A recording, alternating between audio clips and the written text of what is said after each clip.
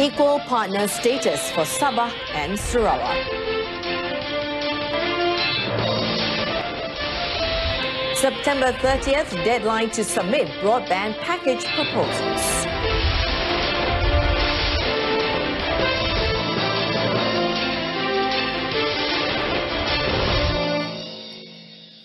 Good afternoon, I'm Jessica Lee. Welcome to News on 2. Prime Minister Tun Dr. Mahathir Mohamad said the new Malaysia and Pakatan Harapan or PH government will restore the equal partner status to Sabah and Sarawak. Now, he said the reinstatement will be made after the review on Malaysia Agreement 1963 or MA63 has been completed, hence providing a solid foundation to strengthen the relationship between Sabah, Sarawak and Peninsular Malaysia. Pastinya keperluan pembangunan Sabah dan Sarawak perlu diberi perhatian kerana masih terdapat daerah yang mundur dan kelengkapan yang amat zaif. Kajian MI 63 pastinya akan menimbulkan keperluan penilaian semula beberapa amalan yang telah terlaksana sebelum ini. The Premier said this at the Malaysia Day celebrations at Padang Merdeka in Kota Kinabalu, Sabah on Sunday. He said whatever review is made should be done in a spirit of unity, loyalty and mutual respect. Tun Dr. Mahathir said without these, the unity as a nation and one people will be eroded and the beauty enjoyed by the nation will disappear in the future. Meanwhile, Tun Dr. Mahathir said the federal government will continue to find ways in developing the infrastructure in Sabah and Sarawak. He added that this will be done according to the people's needs. Di masa yang sama, saya yakin hubungan antara rakyat yang terjalin begitu lama pasti menyedarkan kita betapa perlunya terdapat semangat reciprocity atau timbal balik di antara Semenanjung, Sabah dan Sarawak. The Premier said this will help in strengthening the relationship between all Malaysians. Sabah Chief Minister Datuk Seri Muhammad Shafie Apdal reminded Malaysians that everyone had the crucial responsibility to bring back the nation, and specifically Sabah, to a level that everyone will be proud of. Now, he said in the context of the new current government, both at federal and state level, the people and leaders must learn from past mistakes and improve in order to achieve this lofty goal for the benefit and progress of the people as a whole. Datuk Seri Muhammad Shafie said Malaysia existed on the premises of tolerance and mutual understanding, and that each demand and offer were made after due consideration, and that in the end decisions were made based on consensus. Kita perlu kembali semula kepada kata-kata yang termeterai dalam perjanjian Malaysia 63. Ia bukan sekadar kata yang diungkapkan untuk bebas daripada pihak kolonial Inggeris. Ia adalah bukti tertulis kepada persetujuan dan semangat kebersamaan wilayah-wilayah dengan latar belakang yang berbeza namun punya satu matlamat yang serupa untuk membina sebuah negara, bangsa yang merdeka dan berdaulat, maju ekonominya, maka sejahtera rakyatnya, impian kita bersama-sama. Datuk Seri Muhammad Shafie further noted that investors from various strategic sectors have risen since Pakatan Harapan was handed the mandate for the state of Sabah on May 9th. He said the people now have higher hopes to play a bigger role towards economic prosperity, political stability and Malaysia's well-being.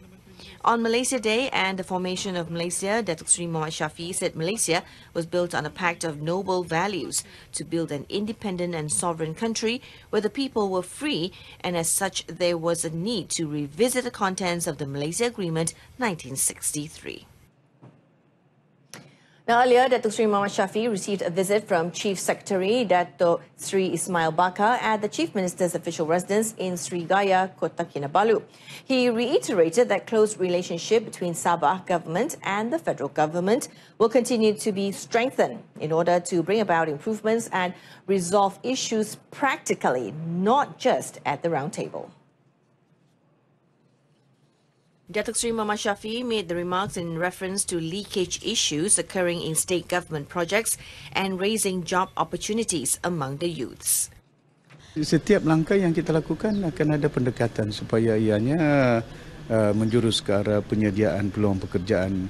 Banyak pelabur datang, saya beritahu berapa peluang pekerjaan dia bagi.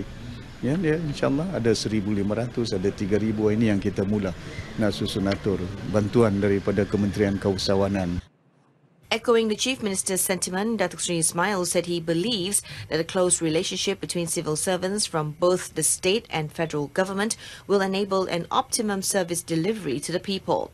Both state and federal governments have agreed to collectively ensure that all projects meant for the people will be implemented efficiently with no leakages whatsoever. The people should respect the Pakatan Harapan PH government under the leadership of Tun Dr. Mahathir Mohamad as it works towards ensuring a change in the country. PKR President-elect Datuk Sri Anwar Ibrahim said the party is providing its full support to the government for a change to take place.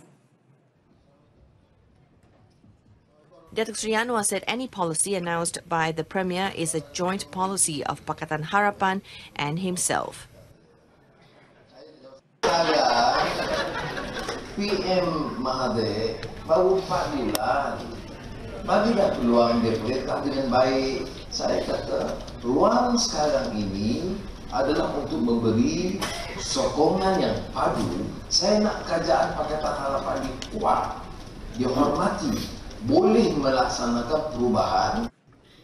He said this at a youth dialogue program in Kuala Lumpur.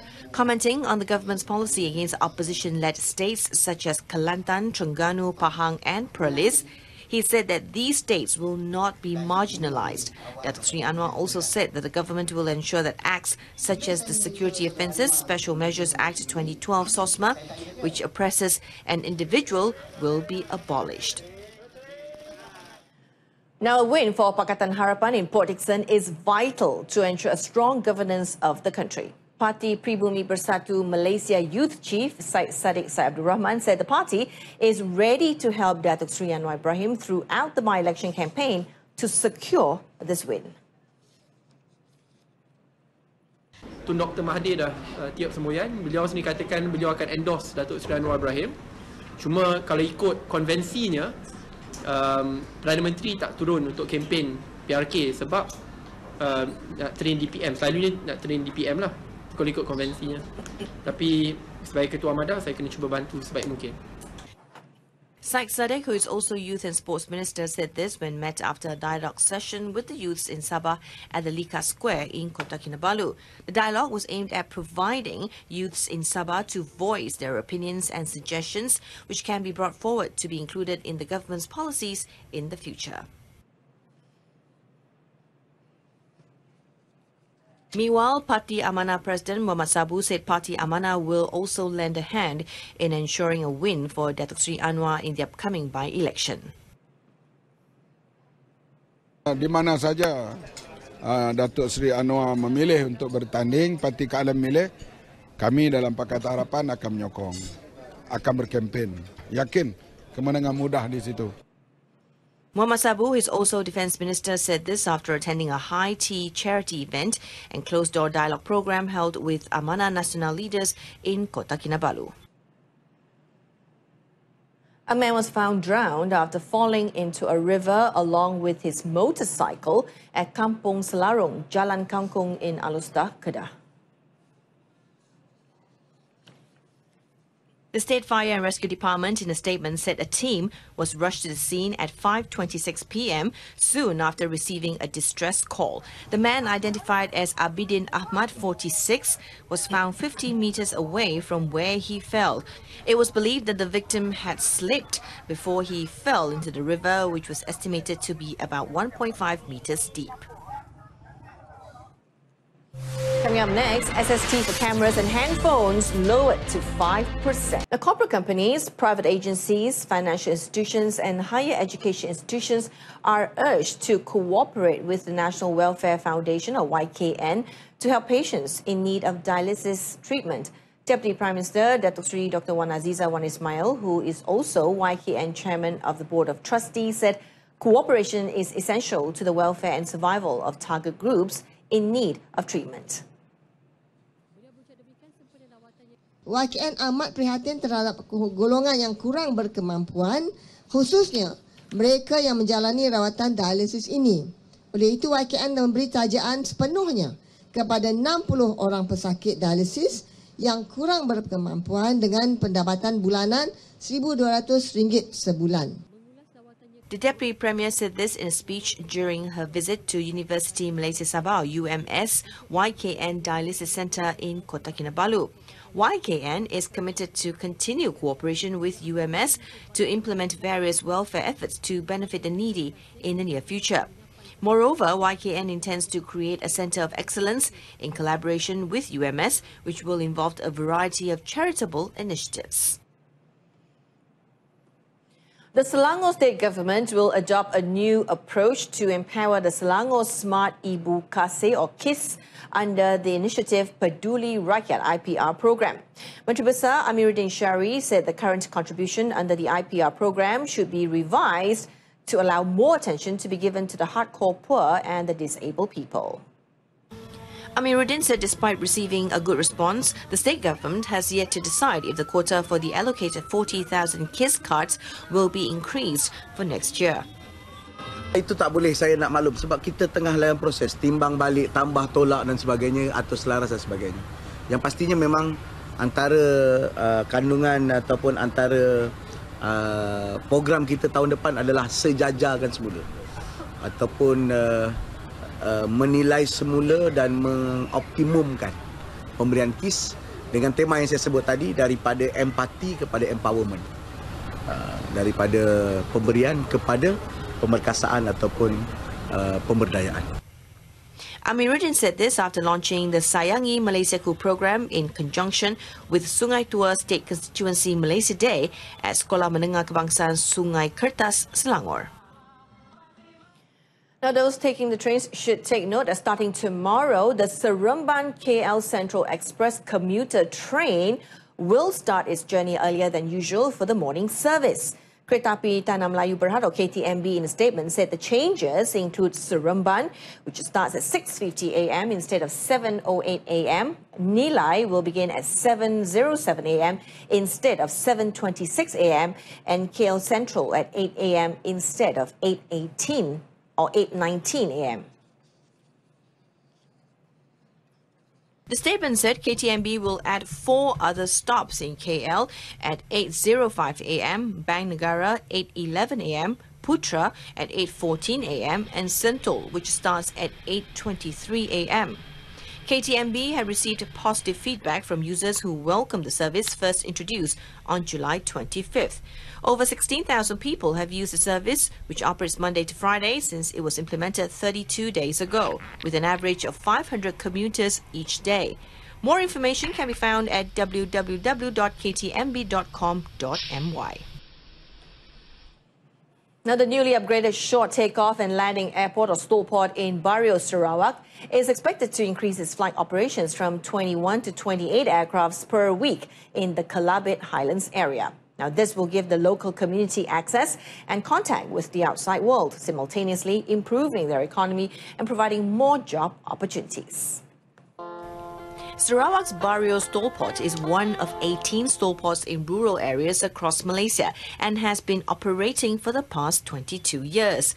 Malaysia Airport Holdings Berhad MAHB allocated about 300,000 ringgit for refurbishment works in partnership with Mas Wing Syndrome Berhad, which was carried out by contractors within the community.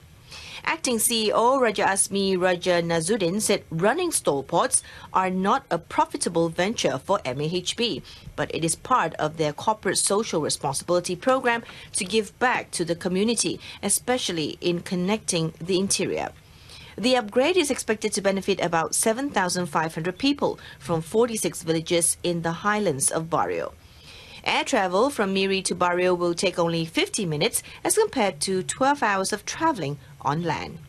We did a few things. Number one, we actually went through the old building, we refurbished the building, we did up the floor, we painted the walls, and we did a proper parking for the motorbikes, we did a proper cement for the cars, and then our banners, our signage, we made it higher. So basically the look and feel of Barrio is an upgraded. Barrio's stall port achieved a 4.4% passenger capacity as compared to other stall ports.